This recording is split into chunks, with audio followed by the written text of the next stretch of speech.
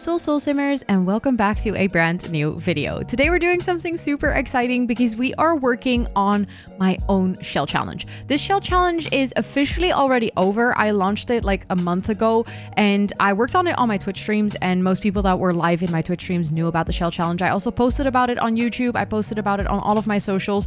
So if you've missed it, you can still, of course, download the shell and like work on it, but you can't really join anymore for the tours that I do on Twitch. But make sure to keep an eye out on all of my social media, or follow me on Twitch, or join our Discord.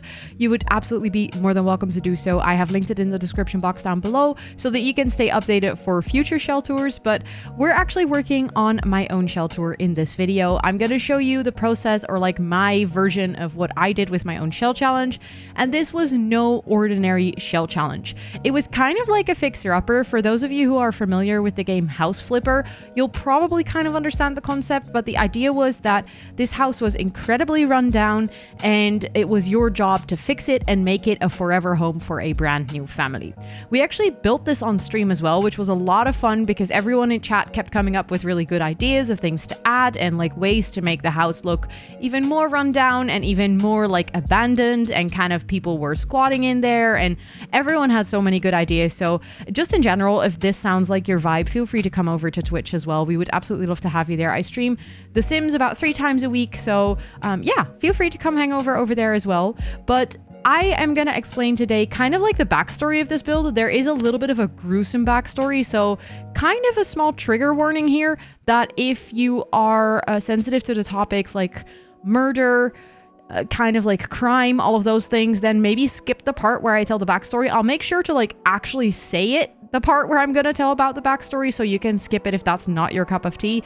You can actually join the shell challenge without even knowing the backstory. It's just that someone in my Twitch stream came up with a brilliant idea to kind of give a backstory of what happened in this house and why it was abandoned and why it looks the way that it does. And that was a lot of fun for storytelling purposes, so I kind of ran with it. But if that's not your cup of tea, then that's also completely fine. So I'm going to start by explaining the general rules of kind of what the shell challenge was about, so you can also understand what you're seeing on the screen right now. So the idea was that this house was incredibly abandoned and had been empty for multiple years, and the new owner of the house really wanted to make it their forever home for them and their family. There was a budget limitation of 90,000 simoleons, and that included kind of like buying the lot. So what I did is I created a household, I gave them 90,000 simoleons, and then I moved them into the abandoned lot. That way I paid for the house and I actually paid for the lot costs as well. You were allowed to sell anything or like remodel the house, and any money that you got from reselling or remodeling, you could keep and use to kind of create your version of the shell. So I think, if I remember from the top of my head, I end up, after like deleting, that's what you've been seeing all this time, I've been deleting, like cleaning up everything, I think I end up with like 65,000, maybe something towards 70,000 to actually work with, which is pretty neat because that is a good budget to build a family home off. But at the same time, it's not like a ridiculous amount of money that will lead you to just kind of placing whatever you want. I did definitely feel the budget constraint on this build. I had to get creative with some of the things. I had to use debug, and I had to make sure to, you know, make some budget conscious choices and not just go for any expensive kitchen or any expensive bathroom appliances and stuff like that.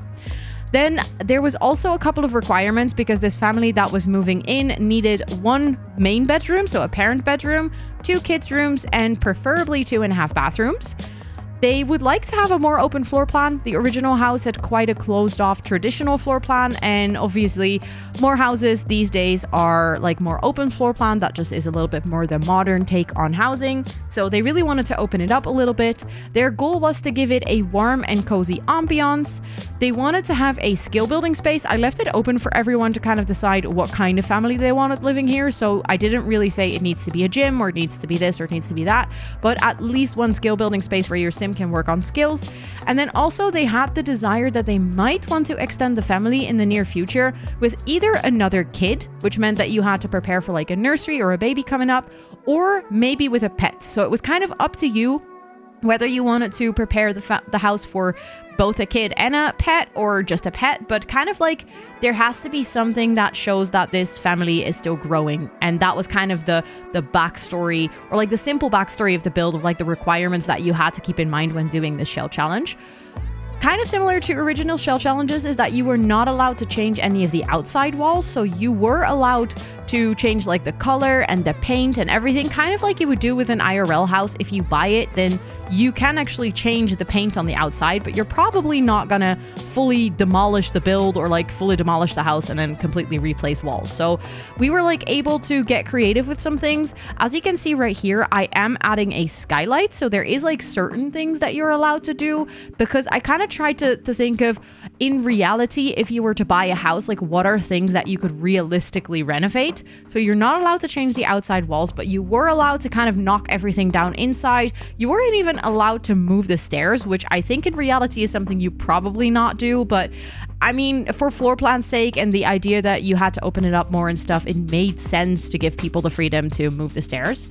You also were allowed to use all of the packs and debug. You could use Tool or Better Build By to actually speed up or ease your building process. You are not allowed to use CC though, because I wanted to tour them on Twitch, so then you can't use CC. Obviously, if you're going to do this challenge for yourself, now that the tours are over, you can use CC, because I'm not going to tour them anymore, and you can just literally decorate to your heart's content. Then also you were allowed to change things like the roof texture, the roof shape. You were also allowed to change the windows and the doors. Again, those are all things that are not necessarily the most realistic to do when you do an IRL renovation, but I feel like those contribute to the look and the feel of the house so much that I kind of like the fact that you could change those. Then this is the part where I'm going to read the backstory. So again, trigger warning, if you're sensitive to those topics and those are things that you would prefer not to hear about, then please feel free to skip this part of the video. And I'm just going to read the backstory. It's probably going to be like a minute long or something. So 30 years ago, a family lived in this house, a father, mother, and their 3 children. From the outside, everything seemed normal, but the father of the family had a dark secret hiding in the basement of the house.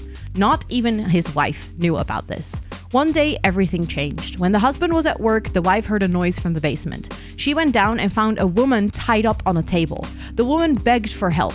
The wife tied her loose and called the police right away. On the same day, her husband was arrested. During the investigation, the police found out that he had already killed 24 people in his basement. After the father went to prison, the mother sold the house to the city and moved to another city with her kids. When all of this happened, the youngest child was only 2 years old. After 30 years, the youngest child moves back to the city and they now have a family of their own. The youngest child saw that their old family house was still empty and they decide to buy it and renovate it to finally leave all the bad things that happened behind in this house. That was the end of the backstory. So that was kind of like the idea. That's also why you saw those things earlier in the basement with all of the urns and stuff. The idea is that the youngest child decides to move back in here for reasons that probably this is a very affordable house because, you know, it's quite a big family home, but it's hard to find a house in the city. And this is kind of like, you know, it does hold memories from their very early childhood. So they kind of think of maybe wanting to move back in, but they obviously want to renovate it so that none of the gruesome things that happened there when they were younger are still visible for their current family when they start moving in. So my vision for this house was that I would like to do like a typical Pinterest house, kind of like your Pinterest modern barn vibe. So it's typical black and white exterior, lots of wooden paneling. I also felt like that kind of made it look like it was repainted rather than they actually changed the full texture of the outside. They kind of just went over and painted it black and white, which I think makes a lot of sense. I also specifically went for those kind of older looking beams or columns from Horse Ranch, because then again, it kind of looked like they repainted the original columns rather than completely change it to super fancy ones. I wanted to make sure that the house was lighter, so I used a lot of big windows. I made that skylight for the living room space because I wanted to make sure that kind of that warm and cozy vibe was partially due to natural sunlight coming into the house.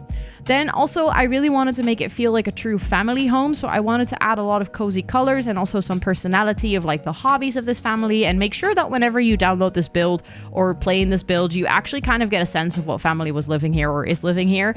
And I ended up going for yellow. Funnily enough, after this, I've done a part of the tours already when I'm recording this voiceover. I did see more people go for yellow, and I just feel like warm and cozy people immediately associate that with colors like orange and yellow, and I'm super happy about that because it is one of my favorite things to do is like build yellow houses. I feel like honestly yellow interior is like kind of my blue suburban like it is for Kayla.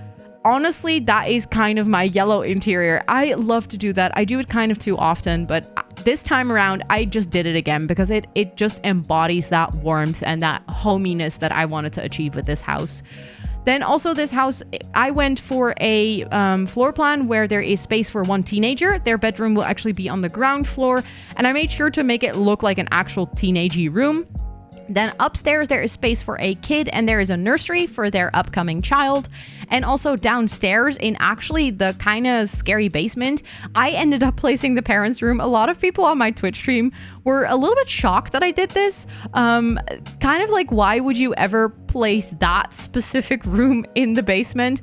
But I don't know. I feel like if you're gonna leave something behind and if you're gonna remodel your house and forget about all the creepy things that happen there, I feel like this is a really good way to do so. Like either do it and commit or don't do it at all. And I definitely felt like these people were committers. So we ended up placing the family or like the parent room in the basement downstairs. In the garden, we actually end up adding a little doghouse. This is one of the funnest tricks that I've learned. I don't even remember where I saw it. I think if I remember correctly, it was a Kate Emerald video, which was not about making a doghouse, but it was about like how to lower a roof or kind of have a roof that is floating above something. And I just kind of translated that to, oh, maybe potentially I could make a tiny doghouse with like half walls and then kind of getting the roof on top of those half walls so it looks like a little doghouse. And I've done this in a build before, and a lot of people seem to like that. And I felt like in this case, we had plenty of space, and I also had enough budget to kind of calculate for the fact that this family would have a baby and a dog coming into their family very soon. So I thought that was really cute. Then also one of the parents ends up being a jewelry maker. So the skill building space that I opt in for is actually in kind of the bigger space that is in the basement before you enter the parents' bedroom. I couldn't really figure out what I wanted to do at first. I kind of almost went for a music room or a gym, but I felt like those were a little bit too obvious, and actually I haven't really been able to play a lot or build a lot with the Crystal Creations pack. So when I saw one of the items pop up in the catalog, I was like, yeah, that's actually really cute if you have a whole basement that is just dedicated space for that person, for that parent to make their jewelry. So I end up using literally almost every item in that pack and just kind of placing it in that room, but I think it ends up looking really cute. So I'm very happy with how that turned out. And then actually for once, I kept the garage an actual garage. I tend to always turn my garages into like woodworking spaces, skill building spaces, gyms, etc. And I'm really happy that for this specific one, I opted for keeping it an actual garage and kind of also leaving some of the junk that was potentially found when they bought this house kind of stowed away in the garage of like, we probably need to still toss this out, all of those things. So that was kind of my vision. This is the thought process I had for this build. Obviously, I wanted to make it look like there was a family living here, so they have toys everywhere. There's like a bunch of kids activities in the house. So if you want, this house is up on my gallery as well as like the original shell challenge is there, but also this renovated version, I could say, is also there. And if you want to play in it, feel free to go download it. My gallery ID is just RosannaTXT, just like my username on all of my platforms. And if you end up playing in it, I would absolutely love to hear your thoughts and maybe even some fun suggestions about things that you would like to do differently. Feel free to also download the shell and remodel it for your own purposes and tag me on like Instagram or Twitter or whatever you place this build, because even though I won't be doing shell tours as this video comes out anymore, I would still love to see what you do with this build. So feel free to just at me or tag me in the pictures and stuff, because then I can make sure to see what you made of it, and that always just gives me so much inspiration. I love to see what other people do with building in The Sims. And like I said earlier in the video, please make sure to keep an eye out on my Twitter or join my Discord for any future shell challenges. I host about 4 shell challenges a year, kind of like every quarter. And especially I host them around charity events or like bigger celebration streams and stuff, because then I usually do very long streams of about 10 to 12 hours where I also work on my own shell challenge. So if you want to see this creative process kind of live rather than in a speed build, feel free to come join. We would absolutely love to have you. Everything is linked in the description box down below. And I think with all of that said and all of that explained, I'm gonna leave you guys to just enjoy the rest of the speed build. with some nice chill lo-fi music so you can listen to it in the background while you're maybe playing yourself. And also, if you want to see some nice screenshots of this build, I made sure to, like always, put some at the end of the video, so make sure to stick around for that. And if you like this speed build, if you like this challenge, feel free to toss it a cheeky like, because it does really help the video potentially get to more people. And if you're not subscribed to this channel and this is the first time that you're seeing a video from me, or you're a returning viewer but you've never subscribed yet, feel free to hit that subscribe button, because it really does help my channel out a lot, and I would appreciate it so much. And with all of that out of the way, thank you so much for watching, and I will see you on the next one. Bye everyone!